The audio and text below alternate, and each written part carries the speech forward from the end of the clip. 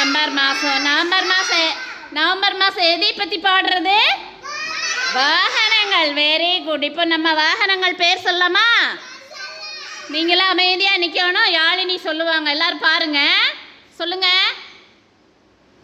சொல்லுங்க, மேலேருந்து சொல்லுங்க. சைக்கிள்.